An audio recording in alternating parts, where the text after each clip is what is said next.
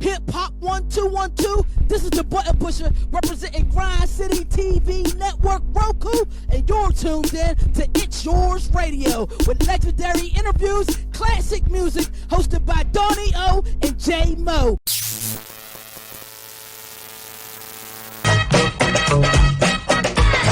It's Yours Radio, Live 97.5, Everything Urban Breakfast Club in the morning. Brian Banks tonight, Donnie O, special edition. It's Yours Radio. Of course, we're normally on Sundays from 4 to 7. But, you know, we got to do it for the legends. Of course, Legends Edition. And we got to show homage and pay homage to those who paved the way. And that's what we're doing this evening. Of course, again, special edition, special ed in the building. What's good, fam? Peace. What's good? Everything's good, fam. Thanks for having me, man. Thanks for making the special edition and an exception. I appreciate that. No doubt. Well, we appreciate you for taking time out to rap with us, man, because, you know, we pay homage to the cast that we look at cast that's just passed within this year, you know, DMX and Prince Marky D. Dang, who else?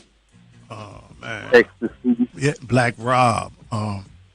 Ecstasy, yeah, from Houdini and, you know, Humpty Hump, man, from Digital Underground, you know. Pardon my throat. Let me give me some drink here. Yeah, so, man, and, you know, and so what we wanted to do is just, again, pay homage to those who are still here and not wait until, you know, something tragic happened, and, you know, because, you know, one thing we've seen with COVID, things, I mean, just in life in general, but COVID, I think, you know, really, you know, put a emphasis on, you know, showing love to loved ones and those who we appreciate. And in the music industry, of course, with this being Black Music Month in June, so that, you know, doubles down on, you know, showing homage and paying homage to those who paved the way. So, again, special ed in the building, man. Let's just take it back real quick, man, because we're talking about the late 80s, early 90s, and you were, as you said, a young lad, you know, 16, 17 years old in the game, man. What was it like back then? man, it was just amazing. You know, I felt the energy. It was organic. It was real social. It was person to person. It was live. It was in the flesh, you know what I mean? It was like different. I just love the experience and learning. Yeah, and you were on two fronts, because that was like the golden era, and then also too, looking back at it, you looking at the late, well, you had The Youngest in Charge. It was your first joint in '89, and that was like really the first wave, the mid to really like the late '80s. That was the first wave of hip hop artists actually making full albums, you know. And your joint, of course, went gold, man. What was that like? It was good to come out at that time, and it was I Got It Made came out of '88, the song. So when that was on the streets, it was '88. Then the album dropped to '89. Right. So it was a time, man. I just felt like it was just, I don't know. I mean, I was prepared for it, so I can't really sit here and be like, oh, this, that, and the third. I was mentally prepared. I was spiritually prepared, everything, you know. So when I went through it, I was going through it with my eyes open. Mm-hmm. Being in Brooklyn, of course, you know, you got legends in Brooklyn, Biggie, and I mean, even you can go back to Master DC, Brooklyn in the house. You know, we go back for real. But of course, you know, eventually, you know, yourself and Big and just a plethora of cats that was in Brooklyn, just all the boroughs, but Brooklyn was real heavy-handed with the pen. Of course, Kane. Who could forget Kane? You know, but what was it that inspired you to want to pick that pen up? Wanting more out of life and not wanting to have to go to jail or die to get it. You know what I'm saying? I'm like, look, there's a lot of other people who do it. You know what I'm saying? I was just trying to find anything legal where I could make a lot of money. You know what I'm saying? I didn't want a little money. I wanted a lot of money, but I wanted it legally because I didn't want to have to get involved in foolishness. Mm-hmm. Yeah, and hence, you linked up with Howie T. That's one of the things that I said was Special Ed. You was nice with the pen, and it was real crazy with that. But the beats was just crazy, even though with the remixes too. So how'd you link up with Howie? Shout out to the legend Howie T. Mm-hmm. Yeah, so I linked up with Howie T through family. Okay. It was by blood, not relation. Mm-hmm. So basically, my family lived across the street from him growing up. So I'd always witnessed and been a part of experiencing them DJing and MCing and making tapes. And as I got older, I got into the writing part and actually the artistry of it. And I always knew that Howie was a formidable force in production coming out of New York, out of Brooklyn, out of my neighborhood. So basically, that was my plan, was to kind of like get myself to a status or a point to where I knew I was good enough to make records or, you know, write raps that were good enough to be put out. Word. And you did some ghostwriting too, right? Yeah, actually, before my own album came out, I had did some writing for the Real Roxanne. Shout out to Real Roxanne. Word. And shout out Shantae too, UTFO, the whole Roxanne movement. That was huge in hip hop, period. Mm-hmm. It definitely was. It definitely was. Because, you know, I wrote a song for her, though. Yeah, the Real Roxanne. It was called Don't Even Feel It. Mm-hmm. And, you know, I was a minor. Yeah. Mm-hmm. So I sensed something behind that. I was a minor. I never got anything for it. Mm. I was used and abused. Like hell. Man. Howie was also, at the same time I was recording my album, he was doing an album project for the Real Roxanne. And he just asked if I wanted to write a song or something. I was like, hell to the yeah, let me get paid. That's what it was about. I thought I was going to get paid because Roxanne was the biggest song in the universe. Indeed. So I was like, okay, I'm going to write for the Real Roxanne. Let me get something popping. Pop, pop. And sure enough, my name on there. Mm-hmm.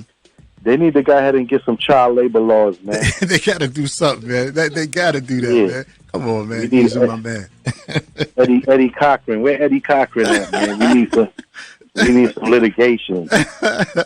Talk about that, but then you know you had the youngest in charge, but then you did legal. Listen, I was in school, I was in college at that time, and the thing at that time was who's nicer, Special Ed or Chill Rob G. I know you're like totally different, you know, because your pen game is crazy. Like you tell like the storytelling. I think you're one of the most underrated cats when it comes to storytelling. I mean, you know, where we mentioned Special. I mean, Slick Rick and you know. Well, this is the thing. Mm-hmm. When you say underrated, it just depends on who's doing the rating. True that. You know, sometimes you have people that are influenced by certain factors. Mm-hmm. You know what I'm saying? So that's why, you know, there's a list and there's mentions all the time of this, that, and the third. Because, you know, there's a common denominator that everybody just jumps to. You know, right. Who's this? Who's that? Oh, yeah, this, that, and the third. But they never really think. Like, if you ask me, you know, who my favorite artists are, and I'm going to really think about it, or who my favorite songs are, I'm going to really think about it, and I'm going to give you a real answer. I'm not just going to say the same thing everybody else say, or, you know what I mean? Or the go-to responses. I'm going to think about that. Think about it. And in terms of that, too, I like R&B, man. I listen to R&B all day. All day long. Old school, new school, all types of R&B, because I like to calm down and I like to chill. Word. I like to relax. Sometimes the hip-hop get me hype and I get my energy level goes a little too high, and then I got to chill out. Indeed. You know what I'm saying? Yeah. Indeed. You're dealing with PTSD, ED, all that. Right. True indeed. All the letters, all the letters in the alphabet. It's Yours Radio, live 97.5, everything Urban Breakfast Club in the morning. Ryan Banks tonight, Daniel with the legend, Special Ed, special edition. And talk about real quick, because you had an appearance on the Cosby Show, right? Yeah, absolutely. I had an appearance on the Cosby Show as JT Freeze. JT Freeze in the building. I'm on. Go ahead, Ed. Nah. Yeah, and that was a good look. Malcolm Jamal Warner was doing some directing, I believe, or they was casting for a rapper. Mm-hmm. And I went and did that. You know what I'm saying? Like, I did pretty good. That's one of the only times I went. I went to like 2, 3, 4 readings in my life, and I quit doing that shit. So you wouldn't with it, huh? Yeah, nah, I ain't with that. But that one worked out. Yeah, a few worked out, and a few didn't. But it was just like, you know what? I don't like that shit. You know? What's your thoughts on the whole Bill Cosby situation, man? The what now? The whole Bill Cosby situation that he's in.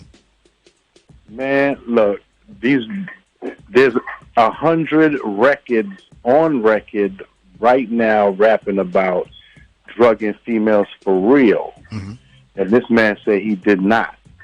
So I don't know. You tell me. Mm. You know what I'm saying? They got some people that say he did, but there's a lot of money involved. I could make people say anything with money. Indeed. Shit, yeah. I just wanted to get your take on it real quick. And they were talking about, staying in the movie thing. You went to, what was the high school you went to in Brooklyn? Erasmus Hall, yeah. And then I did go to Tillman, too. Okay. I went to both schools. Got you. I mentioned that because Michael Rappaport, y'all went to high school together, right? Oh, yeah, Michael Rappaport, he was in my high school. Yeah, Remy. Yeah. He was risking his life. Right. Was he he had to be like the only black dude at that high school. No, he got beat up until they stopped beating him up. I asked him. You know what I'm saying? He know where he was at. Yeah. I don't know what he was doing up in there. But, he went through it. And at the end of the day, he came out. So I respect him for that. Right. I don't know what he was up to. But he went to E Hall. Oh, you know what? It was a performing arts school. Okay. I forgot. I just took it for granted because it was down the street. Mm-hmm. But it was a performing arts school and people came from all over to go to that famous school. That was the second oldest school in the country, oldest high school or something like that. Mm-hmm. Mm. Yeah, the hugest, biggest high school in the country. Let me big up the E Hall crew. All right. The Crooklyn Dodgers, man. That was like Barbara Streisand went there. Who? Barbara Streisand. Word. Yeah, come on, son. I love Barbara Streisand. Hey, come on, man. The Owl and the Pussycat, stop playing, man. Yeah, for sure. Legend right there in itself. Yeah, a lot of talent from that school right there for sure. Brooklyn, man. Let's talk about the Crooklyn Dodgers, man. Because when that joint first came out, I'm looking at you, I'm looking at Master Ace, Buckshot, and the Q-Tip on the production. Like how that go down? Man, Q-Tip was sanctioned for the production. Q-Tip and Ali Shaheed Muhammad, and they reached out and they started calling, and they called me, Buckshot and Ace. We all agreed, and the rest is history, man. Shit, Crooklyn. Yeah, man. And they ended up doing another one. That's the success of it. Mm-hmm. Let them do another one, so it's all good, Yeah, for sure. We're gonna get into this joint too. Crooklyn Dodgers right here. It's Yours Radio, live 97.5. Everything Urban Breakfast Club in the morning. Brian Banks tonight, special edition with Special Ed in the building. Hold tight. We're gonna go to this Crooklyn's joint, Crooklyn Dodgers, and we got Special Ed on the line, man. We got a lot more to talk about. It's Yours Radio, live 97.5. Everything Urban. And, of course, you know how we do each and every Sunday, 4 to 7. It's Yours Radio, Donnie O, J-Mo, the Party King Cheese, B. Lou. On the live line, we got with us the legend, Special Ed. And my man. So, look, I it was one time, watching Juice. Who was watching Juice, right? Crew. And look, I see, man, I said, damn, dude look like Special Ed. I'm your idol. And then look. And then he was snatching up old girl. Then he got in the whip, look, peeled off. Pew! That was Special Ed. Yo, how that happened? Man, I actually, like I was saying before, that was one of the few movies I read for. Okay. And I did not get the part I read for. So I was actually just up there hanging out with Pop. Mm-hmm. And I told him the story, how I didn't get the part. And he was like, word, and he left the room. I don't know where he went, because came back a little bit and was kind of like, yo, I got you a little part, man. It ain't no big part, but, it's something. I was like, yo, son, you ain't had to do all that. I'm good. I'm just, you know what I'm saying? I was just letting you know that they picked a look-alike. Mm-hmm. You know what I'm saying? Yeah, shout out to my man who did the part. That's dope. Yeah, and matter of fact, who's dude, Khalil? Khalil? Yeah, he did look like you too. Yeah. He ain't had a swag though, you know what I'm saying? He ain't had a swag like that though. You know what I mean? It's all good. No doubt. What was Pac like, man? Because, obviously that was like 92, so that was before any of the, craziness that was going on around 96, 97. And, and even before, he had Brenda Had a Baby, maybe in Holla If You Hear Me, I think might have been out around that time. But yeah, what was Pac like, man? Just a real individual with goals and, dreams of wanting to do things and change things and make things, you know what I mean? Like everybody else, man, just going about it in a way, you know what I mean? Mm-hmm. Mm-hmm. In a real way.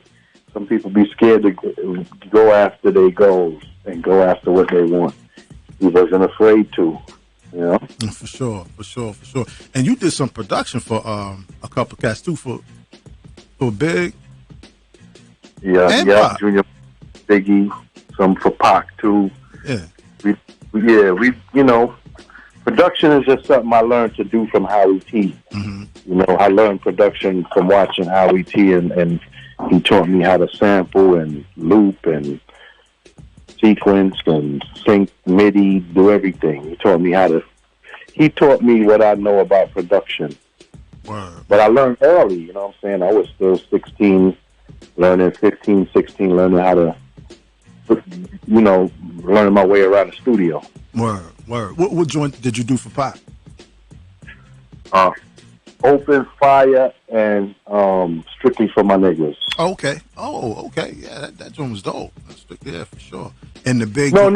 Who's Back? It was on the album Strictly for My Niggas. Oh, okay. Got you. It's called Guess Who's Back. Got you. And Open Fire. And that was DJ Action produced those with me as well. Mm-hmm. Got you.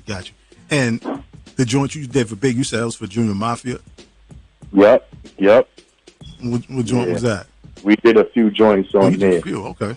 Man, you act like I got to pull out my memory bank for you, bro. Like, hold up. Murder One, Lyrical Wizardry, and Oh My Lord. Okay. Oh my Lord. Show, bro. Hey, I got to win something, man. Y'all sending me something, right? Yeah, for sure. Send me some Ethereum. Uh-huh. You know what I'm saying? So what? I'm gonna win some Bitcoin or something. we gonna make up for that Real Roxanne situation. No, that's baby. what y'all should do though. Yeah. Throw some shit in there for the future. You heard? Yeah. Give some little Dogecoin or something for their pockets for the time. Answer these questions right. Use the 0.001. Indeed. No doubt. I saw Eminem. He mentioned you as one of his favorite MCs. Not that. Yeah, well, I appreciate that. I mean, it's like I said before. It's all a matter of who you asking. Mm-hmm. You know what I'm saying? They'll give you ask somebody who they top 10 or top 5 or this or that or the third or who they favorites are, and they'll give you their answer. And then you ask someone like Eminem, he'll give you his answer. You feel me? Yeah. You ask me, I give you my answer. Indeed. Well, for me, realistically, my answer is a combination or culmination of a few of my OGs that actually just inspired me to rap, because that's really how I got, to want to rap. Mm-hmm. You know what I'm saying? And that would be like Jimmy Spicer, Super Rhymes, you know what I'm saying? The Sugar Hill Gang, even Curtis Blow.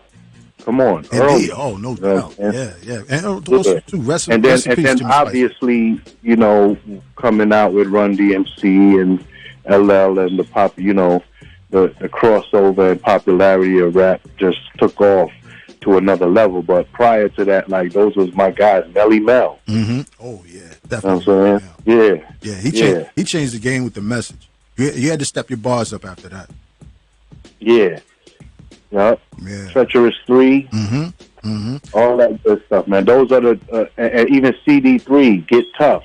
Like, between Get Tough and The Message, that's kind of where it got me a little serious. I was like, oh, okay. Because before it was just jokes and funny games, Yeah.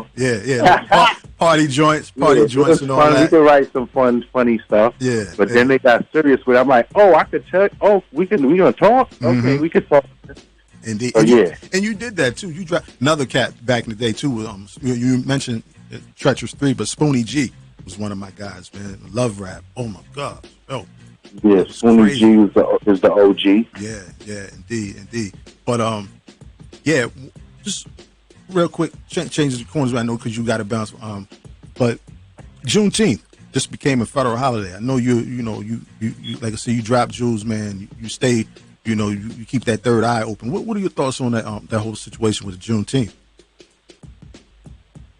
Man, where the money at, man?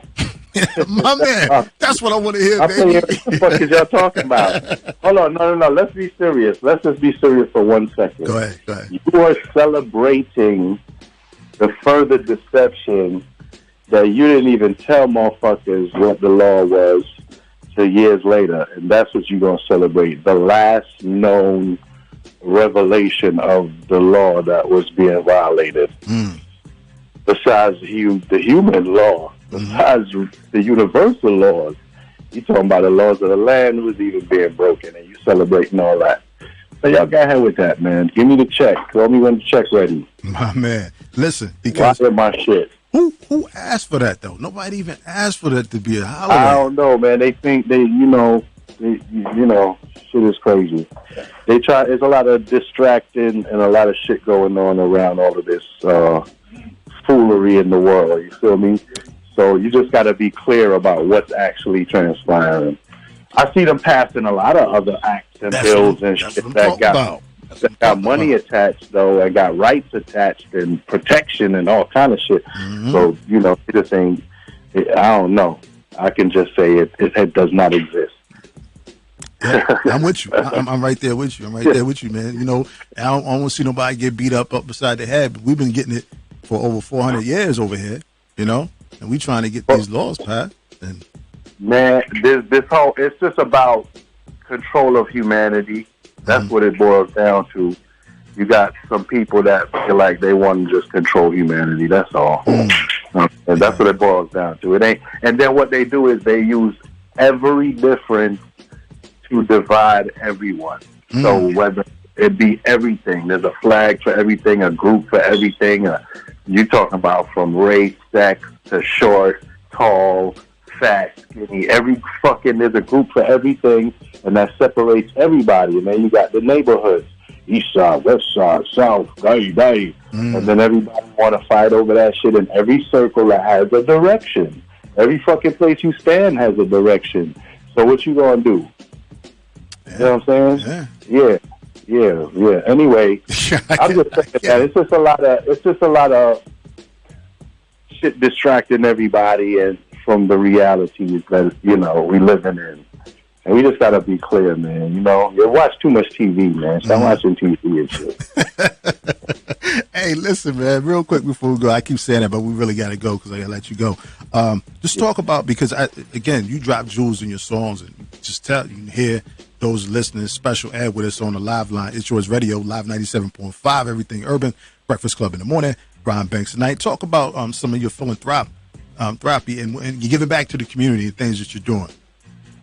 Oh, absolutely. I've been aligning myself with a number of organizations throughout the years, just like always. But I just recently formed my own nonprofit. It's called SEAL, Special Ed Arts and Literacy, and we're going to be doing some things in the STEM area. We're doing some partnerships. I just did a partnership with the NSLA, and they also have some philanthropic programs and things going on for children, adults alike. So just, you know, I like to give back and do things that I want to do that mean something to me. You know what I mean? I don't need to do things that mean something to a network or some promoter or somebody that's going to financially gain and get rich. I don't need to further, you know what I'm saying, to make somebody else more wealthy. Mm-hmm. I like to make everybody wealthy. Let's try that. Yeah, indeed. Help everybody out. My man. I like the sound of that right there. I like the sound of that. Yeah. My man, Special Ed, man, appreciate you for coming on, chopping it up with us for a little bit, man. All right. Again, no worries. Y'all check me out on social media. Twitter is @SpecialEd. Instagram and everything else is @SpecialEd Music. You know what I'm saying? Y'all want to send me some crypto? It's $OG, $Ed, $Eddie, $Flatbush, $Special Ed. Just figure it out. It's all coming to me. For sure. Hey, man, appreciate your time, man. I'll be rapping to you, all right? All right. All right, peace. No worries. My man. It's Yours Radio, Live 97.5, Everything Urban, Breakfast Club in the morning. Ron Banks tonight.